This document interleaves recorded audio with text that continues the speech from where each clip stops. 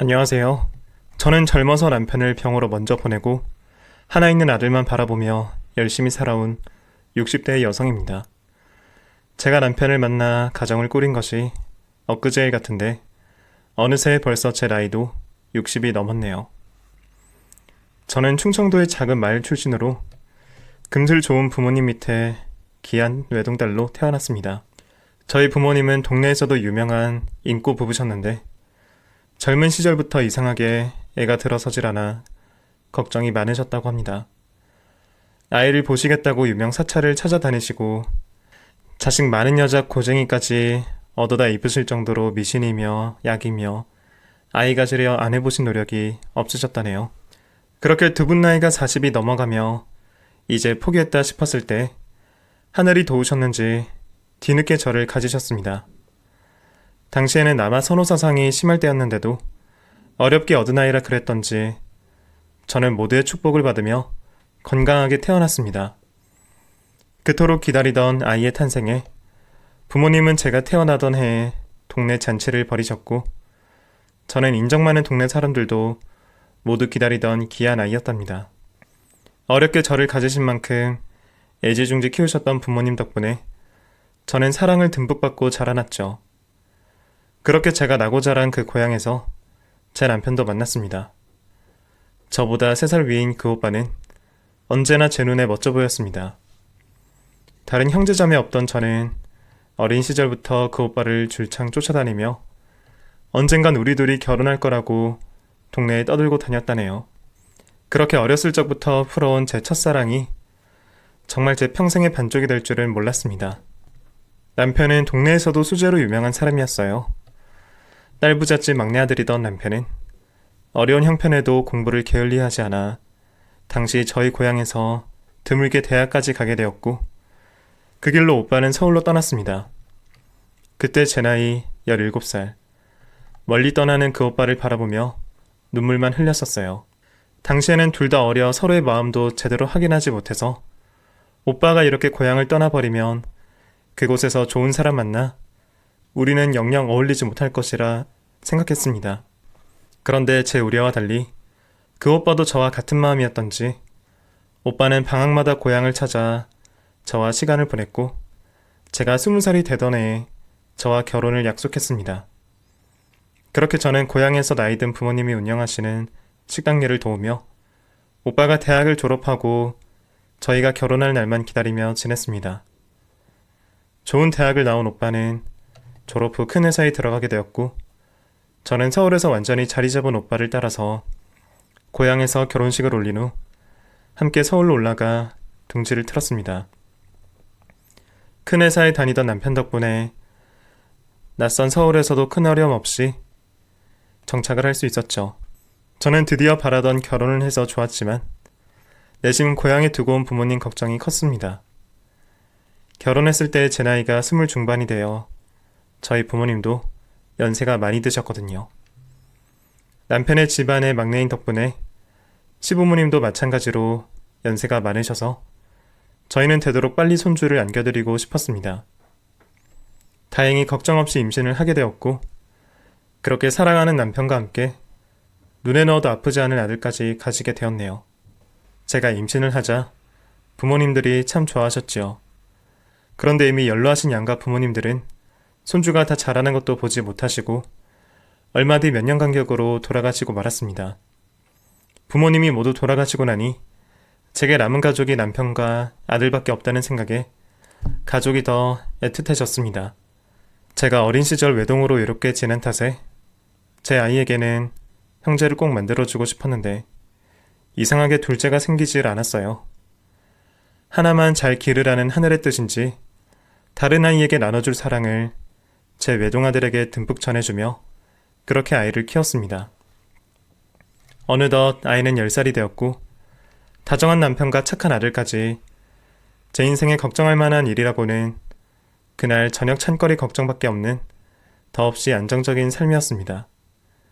그런데 그런 제게 시련을 주고 싶으셨는지 어느 날 저희 가족에게 큰 걱정이 찾아왔지 뭐예요.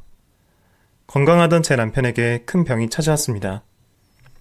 워낙에 건강 체질이라 겨울에도 감기 한 번 걸리지 않던 남편이었기 때문에 그 젊고 튼튼한 나이에 갑자기 병이 찾아올 줄은 아무도 몰랐죠. 처음에는 전혀 눈치채질 못했습니다. 처음에는 살이 좀 빠졌나 싶었죠. 그때는 정말 단순하게 날이 더워 그런가 보다 생각했습니다. 원래도 마른 체질이었던 남편이라 그리 티가 나질 않았거든요.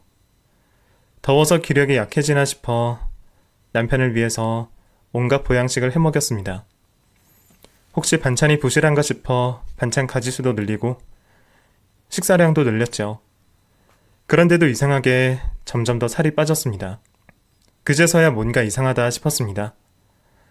동네 병원을 찾았더니 의사가 큰 병원에 가보라고 하는 겁니다. 불안한 마음에 남편과 서둘러 큰 병원에 갔습니다. 거기서 온갖 검사를 다 시켰습니다. 결과는 충격적이었어요. 남편이 암이었다네요. 어쩜 저는 남편이 평생을 건강할 거라 생각했을까요? 곁에서 남편의 병을 눈치채지 못한 제 스스로가 원망스러웠습니다. 병원에서 결과를 받은 그날 남편과 부둥켜 안고 펑펑 울었네요. 병원에서는 이미 초기가 지났다며 당장의 치료를 시작해야 한다고 했습니다. 제가 할 수 있는 일은 기도밖에 없었어요. 평온했던 제 일상이 단숨에 뒤바뀌어 버렸네요. 지금에는 다 지난 일이라 어찌저찌 버텼구나 싶지만 당시에는 얼마나 힘들었는지 말로 다 못하죠. 결국 남편은 일을 그만두고 병원 신세를 지게 되었습니다. 아픈 남편을 병상에 눕혀두고 남편 걱정만 해도 모자랄 텐데 병원비며 약값은 어찌나 비싼지 집에 환자가 있으면 기둥 하나를 뽑는다는 말이 맞더라고요. 저축한 돈은 병원비로 금세 바닥이 나고 있었고 보험으로는 치료비만 감당하기도 힘들었습니다. 당장에 아이도 있고 생활비가 걱정이었네요. 앞으로 남편이 얼마를 더 버텨줄지 얼마가 더 들지 몰라 제가 나가서 돈을 벌어야 했습니다. 남편 간병도 해야 했기 때문에 꾸준히 할 수 있는 일은 하지 못하고 주변 사람들 도움으로 일용직이나 단기 일을 잠깐씩 다녔습니다. 식당일, 청소일, 닥치는 대로 하다가 하루는 아는 언니가 소개시켜준 가정부 일을 하게 되었어요. 가정부는 다른 일보다 돈을 더 주니까 구미가 당길 만한 일이었죠. 그렇지만 보통 꾸준히 일하는 사람을 쓰기 때문에 웬만해선 하루, 이틀 일자리가 잘 나질 않는데 그때 운이 좋게도 대타 자리가 나서 제가 가정부 일을 나가게 되었습니다. 넉넉하진 않았지만 그래도 살면서 이렇게 어려웠던 시절이 없었기에 제가 남의 집 일을 하는 것은 처음이었습니다. 처음이라 긴장한 것도 있지만 주위에서 들은 말이 많아 무서웠습니다. 부잣집 사모님들 조심하라는 얘기들을 많이 들어서 말이에요. 그래도 한 푼이라도 더 벌려면 거의 식당일 이틀치 임금과 맞먹는 그 일을 쉽게 포기할 수 없었어요. 결국 일하기로 한 날 주소 적힌 종이 한 장을 들고 길을 나섰습니다. 그곳은 한적한 길에 2, 3층짜리 고급 주택들이 잘 지어져 있는 부촌이었습니다. 꼭 드라마에 나오는 부잣집을 보는 것 같아서 눈이 돌아가더라고요. 제가 일을 하게 된 그 집도 걸어오면서 본 다른 집들 못지않은 좋은 집이었습니다. 나도 모르게 괜히 주눅이 들었지 뭐예요. 그렇게 큰 철문을 열고 들어간 집에는 호락호락해 보이지 않는 젊은 사모님이 계셨습니다. 그 집 며느님이시라는 젊은 사모님은 저와 비슷한 또래 같아 보였어요. 아줌마, 왜 이렇게 늦게 왔어요? 네? 8시까지 오시라 하셔서요. 지금 아직 7시 50분인데요. 8시까지 오라고 했으면 와서 준비하는데 걸리는 시간을 계산해야지. 지금 와가지고 언제 옷 갈아입고 준비해요? 그 시간만큼 퇴근 늦게 하는 거예요. 알았어요? 네? 네, 알겠습니다. 제가 이 일이 처음이라 미리 간다고 갔는데도 그 사모님은 늦게 왔다며 타박을 하시는데 가정부 일이 처음이라 잘 몰랐던 저는 그 사모님이 하는 말씀이 다 맞는 줄 알았어요. 다른 식구들은 다 나가셨는지 그 큰 집에 그 사모님과 저 둘뿐이었네요. 저는 서둘러 옷을 갈아입고 일러주시는 대로 일을 시작했습니다. 커다란 2층 집을 2층부터 구석구석 쓸고 닦으며 광을 냈습니다. 괜히 돈을 많이 주는 게 아니더라고요. 다른 청소일이나 식당일 할 때보다 배로 힘들었습니다. 이 정도 집이면 혼자서는 절대 못할 것 같은데 싶었지만 하루 대터로 온 것이니 소개해준 사람 목까지 정말 열심히 했습니다. 저는 한다고 했는데도 그 사모님이 마음에는 들지 않았나 봅니다. 아줌마, 그 모서리는 왜 안 닦아요? 내가 보고 있는데도 그 정도밖에 못해요? 이래서 내가 한눈을 팔 수가 없어. 안 따라다니면 일을 하는 건지 마는 건지 원. 죄송해요, 사모님. 닦는다고 닦은 건데. 그리고 거기도 먼지 떨어진 거 잘 닦아요. 좀 똑바로 해요. 시키는 사람 입 아프게 하지 말고. 네, 죄송합니다, 사모님. 제가 봤을 땐 아무렇지도 않은데 괜히 트집을 잡는 건지 그 사모님은 제 뒤를 쫓아다니며 하나하나 다 지적을 하셨어요. 한참을 일하다 보니 벌써 점심시간이 되었더라고요. 저 사모님, 벌써 1시가 넘어가는데 식사는... 어머, 벌써 시간이 이렇게 됐네. 근데 아직 이것밖에 못했어요? 아, 진짜. 이래서 처음 오는 사람 쓰기 싫었는데. 죄송해요. 제가 이런 일이 처음이라. 점심 먹고 얼른 마저 다 하겠습니다. 사모님도 식사하셔야죠. 그래요. 그럼 나 식사 차려주고 아줌마도 먹어요. 제 시간에 퇴근하고 싶으면 괜히 농땡이 부리지 말고요. 알았어요? 다른 집들도 그러는지 모르지만 그 집은 개인 도시락을 싸가야 한다고 했습니다. 그래서 저는 사모님 식사를 차려드리고 저도 식탁에서 도시락을 먹으려고 했습니다. 아줌마, 뭐 하는 거예요? 네? 왜 그러세요? 식사에 무슨 문제라도. 지금 나랑 겸상하려는 거야? 식탁이 여기밖에 없길래요. 그럼 어디서 먹으면 되나요? 주방 가서 먹어요. 거기 서서 먹던 쭈그려 앉아 먹던. 어디 이러는 사람이 집주인이랑 겸상을 하려고 그래? 그 집 주방에는 식탁 의자가 없길래 식탁에 앉아 먹으라는 줄 알았더니 저더러 의자도 없는 주방에 서서 먹으라는 겁니다. 아무리 제가 남의 집 일해주러 갔다고 하지만 조선시대 노비도 아니고 무슨 겸상 얘기까지 꺼내면서 사람 면박을 주나요? 그렇지만 하루 일하러 간 입장에 따질 수도 없고 그냥 별말 없이 주방으로 가서 밥을 먹었습니다. 서서 밥을 먹으려니 영 밥이 안 들어가더라고요. 몸이 힘들어 배가 많이 고팠지만 잘 넘어가지 않는 덕에 기껏 싸간 도시락을 거진 남겼습니다. 겨우 한숨을 돌리고 사모님 식사가 끝난 후 다시 일을 시작했습니다. 그 사모님은 오후에도 마찬가지였어요. 젊은 사모님이 하루 종일 하는 일도 없는지 내내 제 뒤만 쫓아다니며 온갖 간섭을 했습니다. 제가 잠깐 허리라도 피려고 일어나려 하면 하도 눈치를 주는 바람에 화장실 한번 가기 힘들었습니다. 몸도 힘들었지만 매번 저럴 걸 생각하니 정말 돈을 더 줘도 이 일은 못하겠더라고요. 최대한 빨리 일을 끝내고 아들이 기다리는 제 집으로 돌아가고 싶었습니다. 겨우겨우 일을 다 마치니 약속한 시간보다 한참 더 지나 있었습니다. 이제 1급을 받아 집에 가려 정리를 하고 있었는데 갑자기 그 사모님이 2층 방을 올라가더니 제게 소리를 지르며 내려왔어요. 아줌마, 시계 어쨌어요? 네? 무슨 시계요?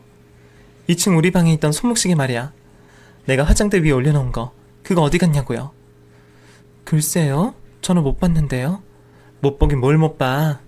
아줌마 지금 거짓말하는 거 아니야? 떡하니 화장대에 있었는데 그게 어딜 갔냐고. 안 되겠어. 아줌마 가방 내놔요. 네? 아니, 저 의심하시는 거예요? 사모님은 갑자기 나는 보지도 못한 시계가 없어졌다며 저를 의심하고 제 가방까지 가져가려고 했습니다. 저 아니라니까요. 왜 남의 가방을 가져가세요? 정말 아니에요. 그래. 여기 숨겼지? 그러니까 가방 안 내놓는 거지. 아니면 가방을 왜 못 보여줘? 당장 내놔. 정말 아니라니까요. 억울한 제가 가방을 못 내놓겠다고 버티자 그 여자는 갑자기 제 뺨을 때렸습니다. 너무 놀라 들고 있던 제 가방을 떨어뜨렸네요. 세상에, 남의 집 일해주러 갔다가 도둑 취급받고 뺨까지 맞을 줄은 상상도 못했네요. 다들 조심하라는 말에 저도 혹시나 싶어 뭐 하나 만질 때마다 얼마나 조심을 했는데요. 거기다가 자기가 여태 나를 화장실도 못 가게 졸졸 따라다녀 놓고 제가 무슨 수로 그 여자 앞에서 시계를 훔치겠어요. 그런데 사모님은 제가 범인이라고 확신을 하는지 뺨을 맞고 굳어있는 책에서 기어이 가방을 가져가 뒤집어 엎었습니다. 당연하게도 시계는 있을 리가 없었습니다.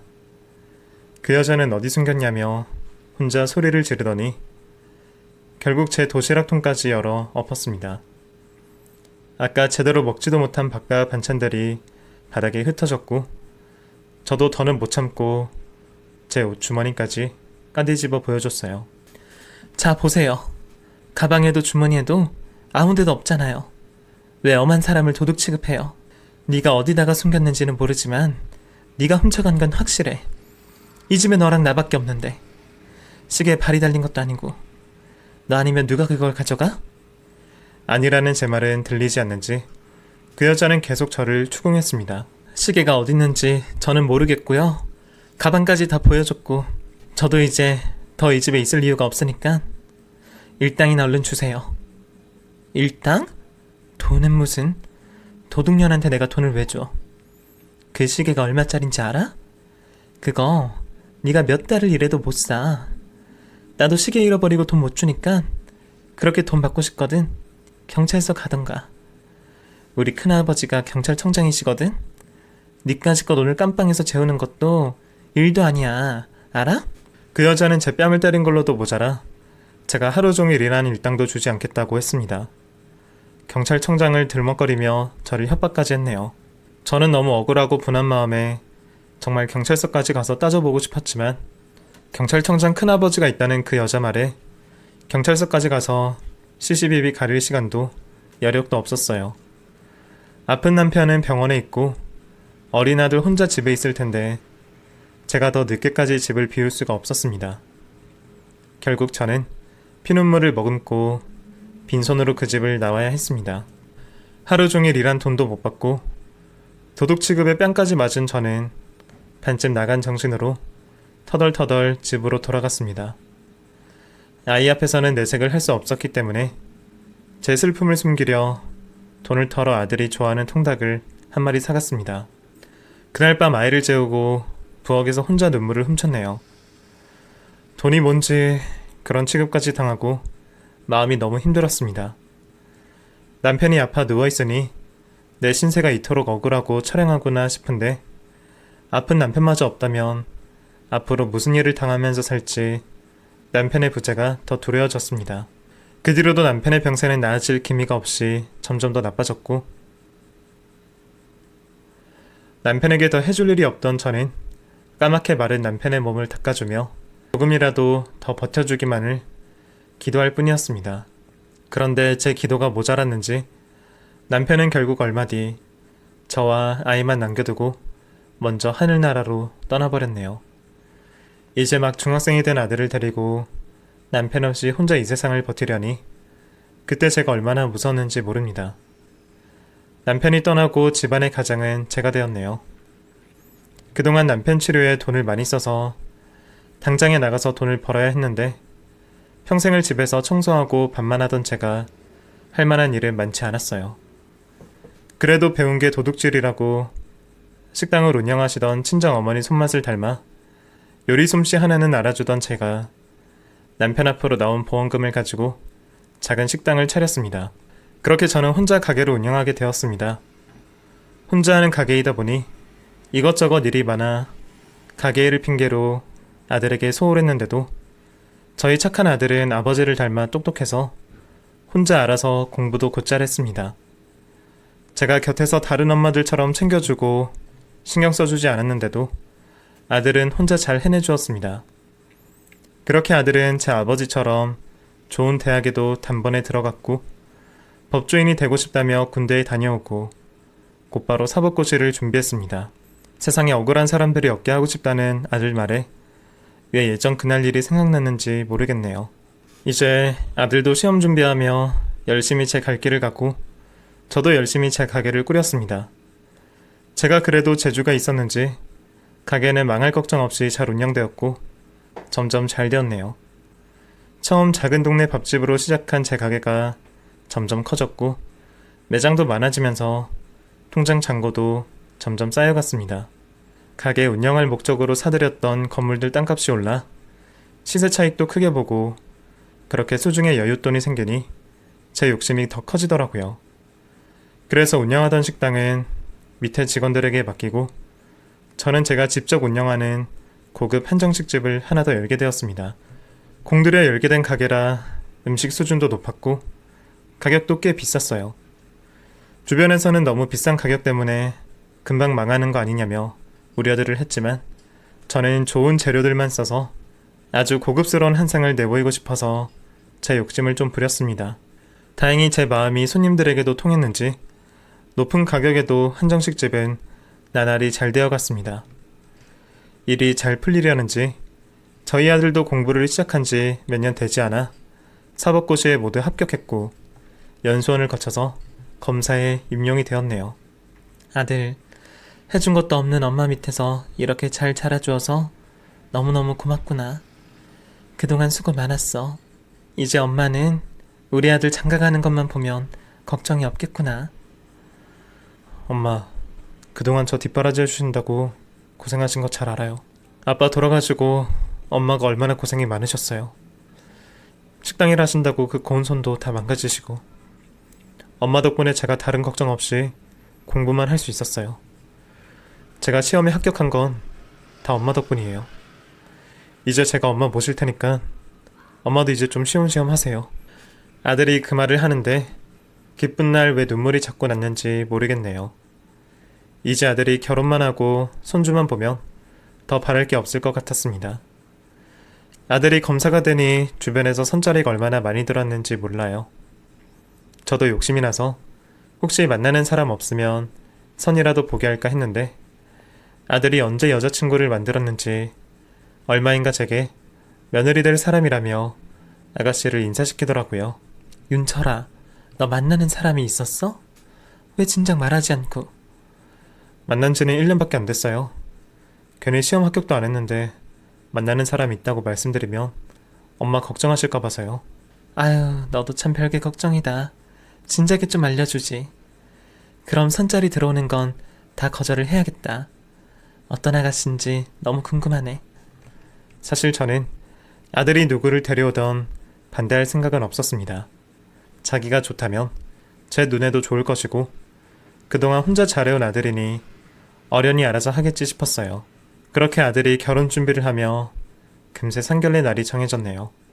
제가 한정식집을 하다 보니 다른 곳에서 뵙기보다 저희 가게로 모시면 어떨까 싶어 제 가게에서 상견례를 하기로 했습니다. 아들이 사돈댁을 모셔오기로 하고 가게에 있던 제가 먼저 방에 앉아 있었죠. 도착을 하셨는지 노크 소리와 함께 사돈이 들어오고 저는 들어오는 사돈에게 고개 숙여 인사를 했습니다. 처음 뵙겠습니다. 윤철이 엄마 되는 사람입니다. 고개를 들고 그 얼굴을 보는데 제가 평생을 가도 못 잊을 그 얼굴이 거기 서 있더군요. 세상에 어쩜 이런 우연이 있을까요? 아들이 데려온 그 아가씨의 부모가 20여 년 전 저를 도둑 취급하고 치욕을 안긴 바로 그 사모님이었습니다. 어머, 반갑습니다. 이렇게 초대해 주셔서 너무 감사드려요. 그 여자를 알아본 저는 손이 부들부들 떨렸는데 그 여자는 나를 못 알아보는지 별 거리낌 없이 인사를 하더라고요. 저도 이내 모르는 척 자연스럽게 자리에 앉았습니다. 그 여자인 것을 알고 있어서 그런지 모르겠지만 들어오면서부터 호들갑을 떠는 그 여자 목소리가 정말 듣기 싫더라고요. 어머, 임서방의 어머니가 식당을 운영하신다고 해서 그냥 소박한 가게 정도인가 했더니 여기 유명한 집이던데요? 가게 운영하시면서 아드님 그렇게 공부까지 시키시기가 힘드셨을 텐데 정말 대단하시네요. 제가 뭘 한 게 있나요? 공부에 아들이 스스로 한 거죠. 그래도 검사 아들 두셔서 좋으시겠어요. 근데 가게가 정말 고급스럽고 멋지네요. 여기 회장님들 단골 가게라던데 아시는 분들도 많으시겠어요? 저도 한 번쯤 오고 싶었는데 사돈 잘 만나서 이런 복이 다 있네요. 주변에서 얼마나 부러워할지 다음에도 저랑 제 손님들 한번 초대해 주세요. 그러세요. 한번 오시면 제가 잘 대접하겠습니다. 음식이 나오기까지 몇 마디 대화를 나누는데도 그 여자는 저를 끝까지 못 알아보는 눈치였습니다. 아마 20년 전 자기 집에서 마루를 닦던 그 여자와 이런 고급 한식당 주인이 동일 인물인 거일 거라고는 생각을 못했나 봐요. 그동안 그 여자 처지도 많이 달라졌나 보더라고요. 남편이 죽고 가세가 기울었는지 제가 전에 알던 그 으리으리한 집 사모가 아니었습니다. 그래도 있던 집이라 어찌저찌 딸아이 대학까지는 마친 모양이더라고요. 그래도 검사 사이는 탐이 났는지 제 앞에서 연신 아유, 그래도 다른 집에서는 사이한테 열쇠 2개는 해준다는데 제가 그럴 여력은 못 돼서 사돈 뵙기가 너무 죄송스럽네요. 임서방은 괜찮다 하는데 사돈도 같은 생각이실지 걱정이 돼서요.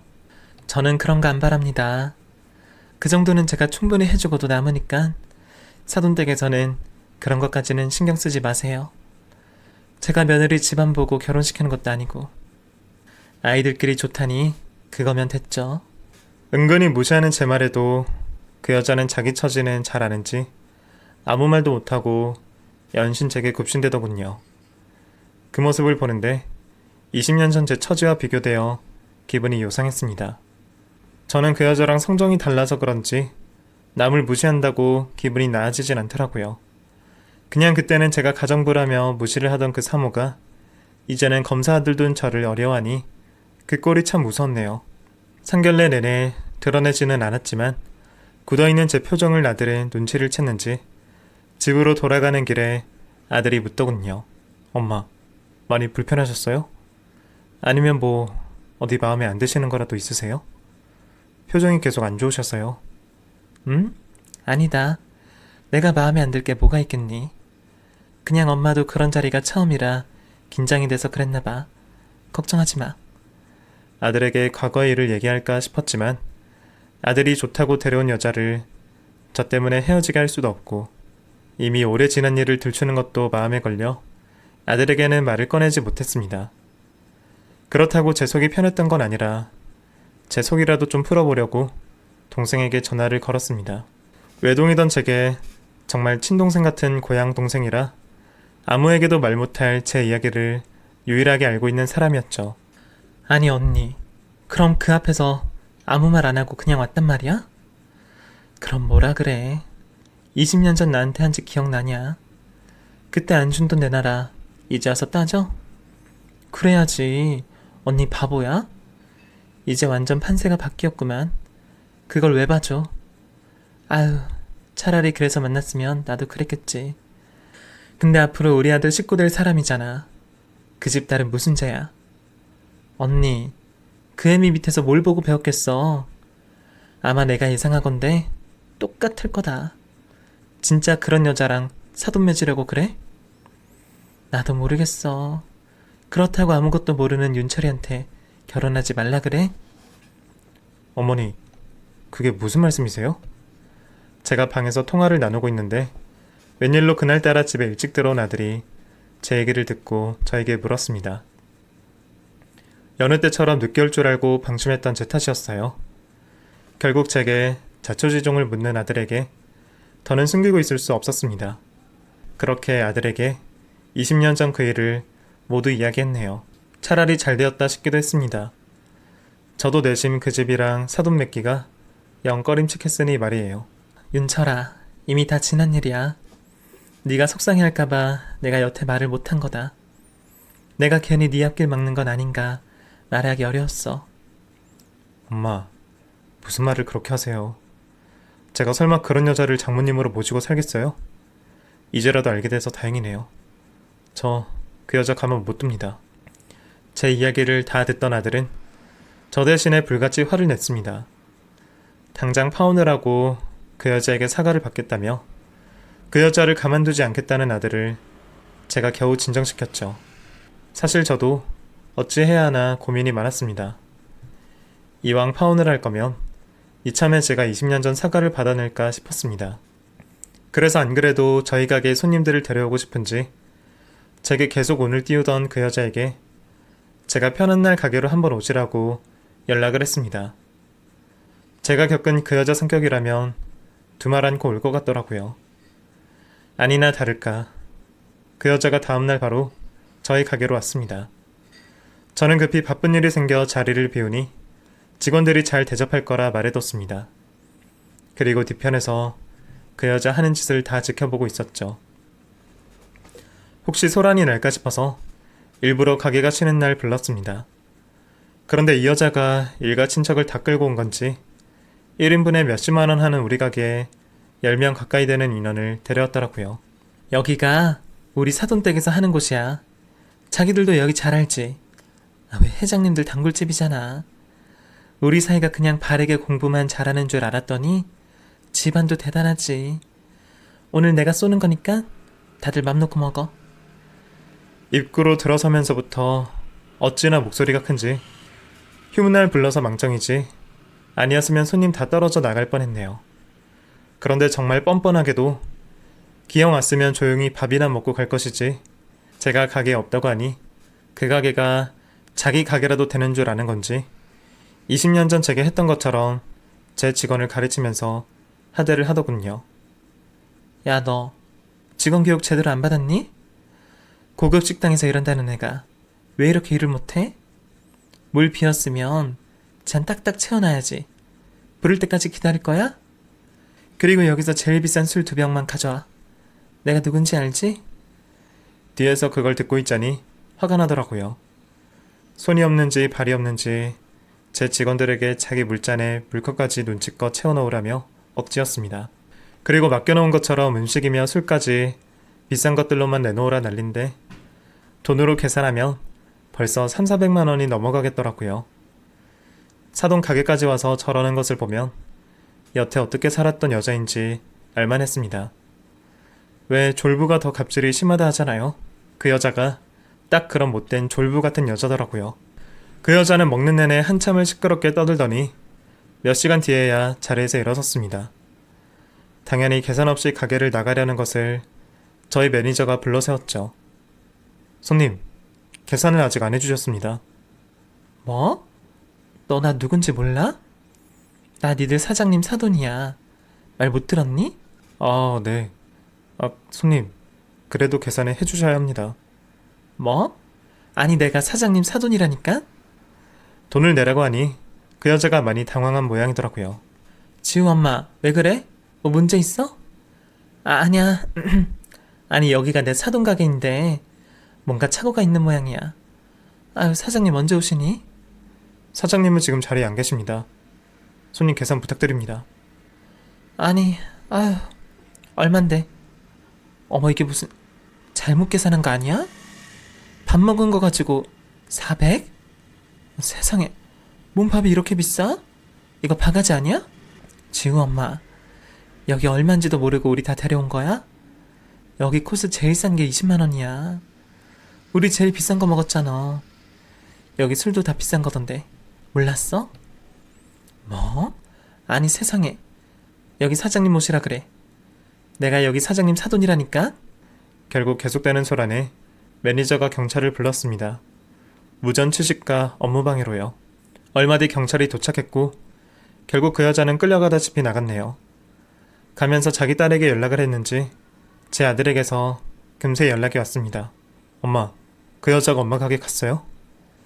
지금 주유가 엄마 가게에서 경찰에 잡혔다고 어머니 어디 계시냐면서 연락이 와서요. 알고 계신가 해서요. 그래 한번 초대해달라길래 내가 불렀지. 휴문날 편히 드시라고 말이야. 그런데 음식점에 음식 먹으러 왔으면 돈을 내야지. 돈을 안 내더구나. 그래서 우리 매니저가 신고했어. 안 그래도 할 말이 많은데 경찰서에서 마지막으로 얼굴 한번 봐야겠구나. 그렇게 저는 그 여자가 잡혀있는 경찰서로 갔습니다. 그 목청 큰 여자가 안에서 소란을 피는지 경찰서 문 밖으로 그 여자 고함 소리가 들렸습니다. 우리 사이가 검사야. 니들 지금 검사 장모한테 이러는 거야? 우리 사이가 알면 니들 옷 벗는 거 일도 아니야. 알아? 어쩜 그렇게 레파토리가 바뀌지도 않는지 그 옛날 저한테 검찰총장 큰아버지 부르던 것처럼 이제는 저희 아들을 내세우더라고요. 아직 결혼도 안 했는데 사이장모 거리는 게 얼마나 우스던지요. 하는 짓을 보니까 그대로 결혼을 시켰어도 우리 아들 인생에 똥물 튀겼을 여자더군요. 제가 경찰서에 등장하자 그 여자가 저를 불렀습니다. 사돈, 한참을 찾았는데 어딜 가셨어요? 뭔가 오해가 좀 있었나 봐요. 아니, 제가 왜 무전취식이에요? 여기 이 양반들한테 말 좀 해주세요. 수고들 하십니다. 저희 가게에서 문제가 생겼다고 해서요. 제가 가게 사장입니다. 아, 예. 이분이 사장님 가게에서 수백만 원치 식사를 하시고 계산을 안 하셨다고 무전취식으로 신고가 들어와서요. 이분은 계속 사장님이 사돈이라고 우기셔서 아시는 분 맞으세요? 글쎄요. 아는 사람은 맞지만 공짜로 밥 먹으라고 한 적은 없는데. 아는 사이여도 누가 수백만 원이나 무료로 대접합니까? 안 그래요? 어머, 사돈, 지금 무슨 말씀을 하시는 거예요? 세상에, 가게 오라고 하셨잖아요. 오라고 했지. 비싼 술까지 까먹으면서 그 돈 안 받겠다고 한 적은 없는데요. 저는 당연히 계산하실 거라고 생각했죠. 설마 몇백만 원이나 공짜로 얻어먹을 심산으로 우르르 끌고 와서 그러신 건 아니시죠? 제 말에 그 여자가 당황한 표정이었습니다. 얘기를 하고 있는 와중에 저희 아들이랑 그 여자 딸도 경찰서로 왔네요. 엄마, 이게 무슨 일이야?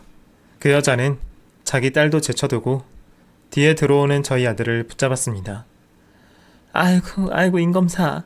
아휴, 나 좀 도와줘. 자네 어머니가 무슨 오해가 있으신 모양인데. 어쨌든 내가 자네 장모잖아. 가족끼리 무슨 식사비를 받아, 안 그래? 그래서 나는 당연히 공짜로 주시는 줄 알고 친구들까지 데려간 건데. 아니, 무슨 밥값이 그렇게 비싸고 한 끼 먹었다고 수백만 원 나오는 게 말이 돼? 드셨으면 당연히 돈을 내셔야죠.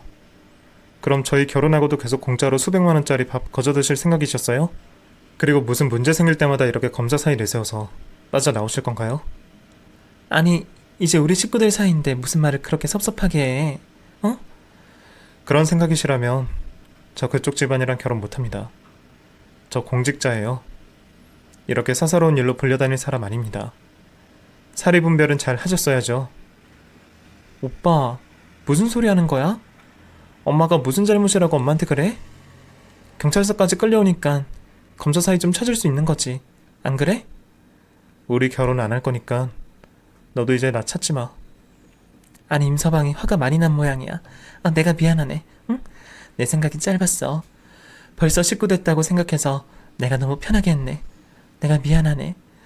우리 딸은 잘못 없잖나. 어? 아니, 사돈, 죄송합니다. 제가 사죄드릴 테니까 무슨 말 좀 해보세요. 그리고 애초에 사돈 가게에서 문제만 없었으면 경찰서까지 올 일도 없었을 텐데. 자꾸 사돈 하시는데 우리 아들이 그쪽 딸이랑 결혼 안 할 거라는데 왜 자꾸 사돈이라 그러세요? 그리고 말 맞다나 가족도 아닌 제가 왜 그쪽한테 식사를 대접해야 합니까? 설마 아니 그렇게 도둑 신부일 줄은 몰랐네요. 예전에 저한테 도둑 타령하시더니 본인이 도둑이셨나봐요. 모청 어려우시면 식사비는 제가 안 받겠습니다. 대신에 저한테 안 주신 그 돈 지금이라도 주세요. 그 여자는 제 얘기가 무슨 말인지 전혀 눈치도 못 챘습니다. 결국 제 입으로 20년 전 그날 일을 꺼냈죠. 그제서야 저를 떠올린 그 여자가 저를 보고 뒤로 넘어가더군요. 그럼 그때 그 시계도둑 이제서야 기억이 나세요? 저는 한눈에 알아봤는데 말이에요. 그리고 말은 가려서 하셔야죠. 도둑이라니요. 그때 직접 제 옷이고 가방이고 뒤져서 다 확인하셨잖아요. 아직도 제가 도둑이라고 생각하시는 거 아니죠? 아무튼 제가 그때 못 받은 제 1급 주시면 저도 식사비는 그냥 제가 대접한 걸로 하겠습니다. 어떠세요? 솔직히 제가 믿지는 장사 아닌가요? 아니, 그럼 20년 전 그 일 가지고 지금 이런 식으로 보복을 하는 거예요? 다 지난 일을 가지고 애들 혼세까지 없는 건 좀 그렇잖아요. 애들은 무슨 죄가 있어요? 아드님 불쌍하지도 않으세요? 제가 지금이라도 사죄 드릴게요. 제가 따로 사과를 드릴 테니까 한 번만 용서해 주시면 어떻겠어요? 그 여자는 검사 사이 잃을까 무서운지 그 자리에서 제 앞에 무릎까지 꿇고 싹싹 빌더라고요. 이제 와서 그걸로 20년 전 잘못이 잊혀지지 않겠지만 사과받았으니 됐다 싶어 여자를 일으키려는데 저희 아들이 그 여자 앞에 나서서 말을 했습니다. 어머니한테 저지른 잘못은 그거고 파혼은 별개 문제입니다. 제가 파혼하겠다고 한 겁니다. 그런데 잘 선택한 것 같네요. 아나무인 장모님이나 그런 장모님 감싸고 노는 와이프나 둘 다 제 인생에 먹을 튀길 뻔했네요. 이런 집인 줄 알았으면 애초에 시작도 안 했을 텐데. 그래도 저희 어머니 덕분에 결혼 직전이라도 알게 돼서 다행이네요. 어쨌든 파혼은 제가 결정한 일이니까 행여나 저희 어머니에게 애걸하지 마세요. 제 아들 말에 그 여자나 그 여자 딸이나 망연자실하며 있더라고요. 그렇게 할 말을 다한 저희 모자는 경찰서를 조용히 빠져나왔습니다. 오래 묵은 체중이 내려가는 느낌에 마음이 조금 가벼운 듯 했습니다. 경찰서를 나서는 제 손을 아들이 가만히 잡아주더군요. 엄마, 혹시라도 미안해 마세요. 오늘 봐서 엄마도 아시잖아요. 나중에라도 저 사람들 때문에 저한테 무슨 문제가 생길지 몰라요. 엄마 덕분에 잘 된 겁니다. 그래도 한때 사랑했을 사람일 텐데 제가 아니었으면 그냥 별일 없이 결혼했을지도 모르는데 싶어 아들한테는 내심 미안했는데 아들이 그렇게 말해주니 마음이 좀 놓이고 참 고마웠습니다. 그렇게 저희 아들은 파혼을 하게 되었네요. 당시에는 이것저것 속이 상했지만 정말 다행스럽게도 아들은 얼마 뒤에 같은 직장 동료를 만나 결혼을 했습니다. 검사 아들의 검사 며느리까지 얻었네요. 우리 며느리도 아주 착하고 교수하시는 사돈네도 아주 교양있고 좋은 분들이셔요. 저와도 가깝게 지내서 같이 여행도 가고 그러네요. 그리고 아들네의 사이도 좋아서 바쁜 와중에도 둘 사이에 아이들도 둘이나 낳았네요. 그래서 저는 요즘 가게 일은 거의 손을 떼고 바쁜 아들네를 대신해 손주들 육아를 돕고 있습니다. 아들이랑 며느리는 내가 고생한다고 걱정이지만 저는 요즘 손주들 재롱 보는 맛에 삽니다. 살면서 좋은 일 나쁜 일 별일 다 겪지만 성실하게 열심히 살았더니 복이 찾아오는지 이제 제 남은 여생은 편안할 건가 봅니다. 저도 더 걱정 없이 손주를 잘하는 것까지만 보고 살다가 남편 곁으로 떠나고 싶네요.